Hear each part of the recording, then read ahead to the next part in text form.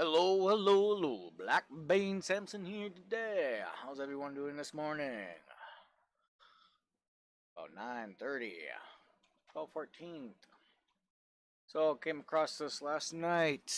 I had no idea. I don't have TV. I don't watch TV, so I just like scroll the internet. And if I find it, I find it. If I don't, I don't. Sometimes I'll find it a day later or so, but this was pretty interesting. Um, This must have been a pretty big earthquake. This reminds me of the time when I lived down in Clarksville, Indiana. There was a earthquake that happened, and Kentucky Louisville, which they pronounce it Louisville down there, Louisville, which is the how everybody else who does not live there pronounce it, Kentucky Louisville. But Kentucky Louisville, they got even worse. They had like buildings that like partially collapsed and stuff falling down and stuff. There was like some damage done on our side on the across the Ohio River in Clarksville, but it was mostly like cracked buildings and stuff. It wasn't and like maybe some stuff inside houses fall. But I remember sitting there on the bed. I don't know what the lady that I was dating at the time. I don't remember if she was I don't know what she was doing. I know she was like getting ready for work, or she came in the room to talk or something or whatever. But she started to like wobble back and forth, and I was like, "What are you doing?" And she's like, "I don't know what's going on." And I was sitting on the bed and I wasn't feeling it because the shock wave was being absorbed by the bed. And as soon as I stood up, I started to go getting wobble back and forth. I was like, "Whoa, what's going on?" And then the window started to rattle, and I was like, "Man, that seems like a tornado would be." And then I realized, no, not tornado. It's an earthquake I'm in, and Clarksville, Indiana, of all places. It was pretty interesting experience. Really interesting. When I was a little baby, which I really can't remember. I guess I was in a tornado with my parents, but or I don't know if maybe my dad was there, so it might have been just my mom. But either way, I don't really remember. But I've been in. I guess I've seen a bunch of funnel tornadoes, like tornadoes come down and go back up before, but I've never seen them like straight up come down and stay down and do a bunch of damage. But it wasn't a earthquake. So this earthquake though was the largest earthquake in 45 years and hits Tennessee and is the deep underground scar. So I think what I believe what they mean by that, there's an ancient fault line down there. I don't remember how old the ancient fault line is. It's like really old, like hundreds of millions of years old. It's what pretty much created America continent, and then it's been America continent ever since. And that fault line has probably moved extremely little ever since, just due to other tectonic plate pressures and stuff like that. There's like a lot of information out there about that. I haven't really looked up it for probably a good decade, but it's pretty interesting. They got that stuff down pretty much down like to a science now. They pretty much know exactly what's up on how that stuff works.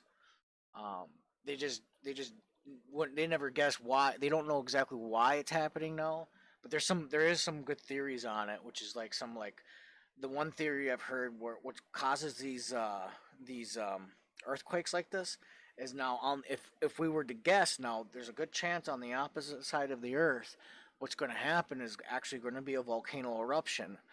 It could be like under the sea or something like that, but there'll be one. And why is because that tectonic plate and earthquake happened is because imagine um, a lava lamp, and within that lava lamp, that ball of lava floats to the top, and as it floats to the top, it hits the top. But in this case, it actually bounces back down, and when it bounces back down, it actually gets pushed out at certain points of actual where cracks are in the earth, so that pressure is released. This I guess they have I've seen this before, a simulation like that somewhere at one point, which is where I'm getting this out of my head. and it's really, it was really fascinating when I seen that, and it explained why, how tectonic plates and earthquake happened, and why there's like this like weird, when this happens here, this always happens. So it's like it was really interesting explanation on how volcanoes happen and how earthquakes happen, how tectonic plates move and stuff like that.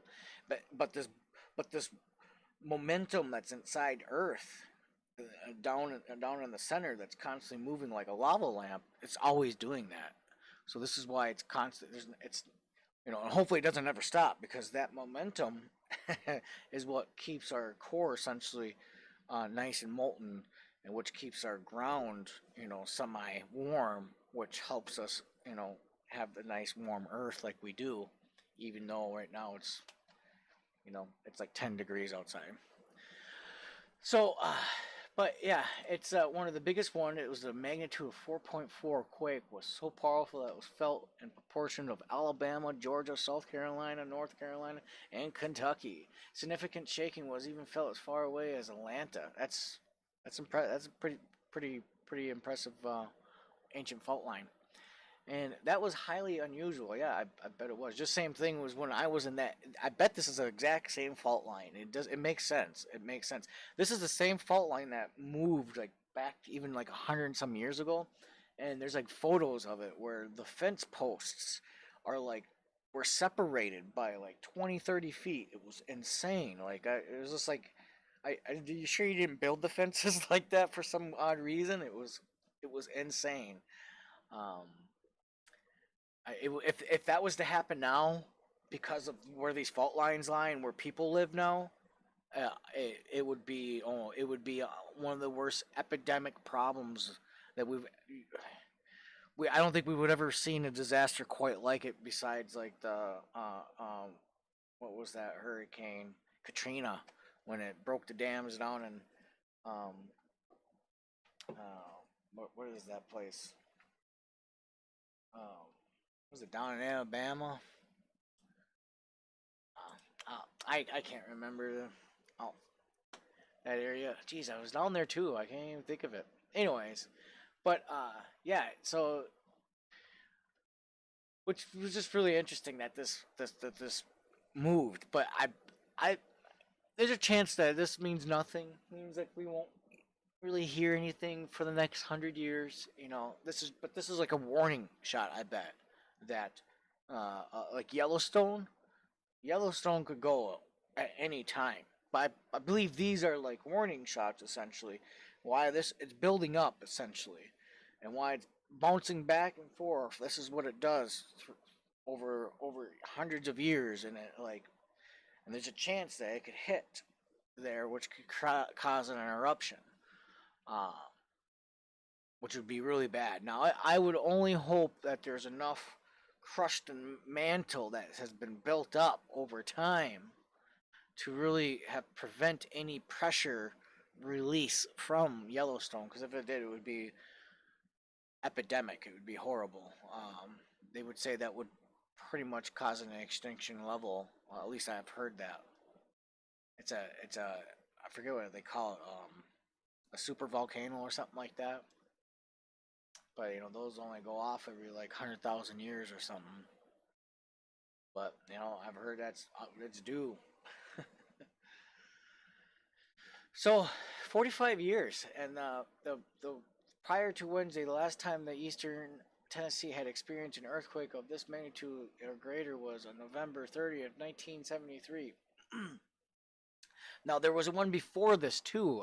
I'm pretty sure there's like black and white photos that I've seen that are like from like 1902, or maybe it was like 1890s or something like that. But um, that showed fences, and it was really interesting, like 20 feet apart. It was fascinating, and I believe it was the same fault line. But yeah, so earthquakes happening there, and I want to just throw this in there. Laura Loomer, she's shaking up Twitter and now GoFundMe. She went and even locked herself on the with handcuffs Twitter at the Twitter building in New York or something like that. Yeah, I flew to New York and handcuffed myself to the Twitter headquarters, New York City, to protest big tech censorship of conservative and the phenomenon I have called Silicon Valley Syria. So yeah, it was pretty interesting that GoFundMe would ban her and not give her a direct reason. It's it's a it's a it's it's all about hate at this point. You know, some people don't like her, some people do, but at this point, what has she's done in my eyes that consider it being banned? I mean, at this point, it's because you just dislike what she is producing. So keep it up, do your thing, Laura.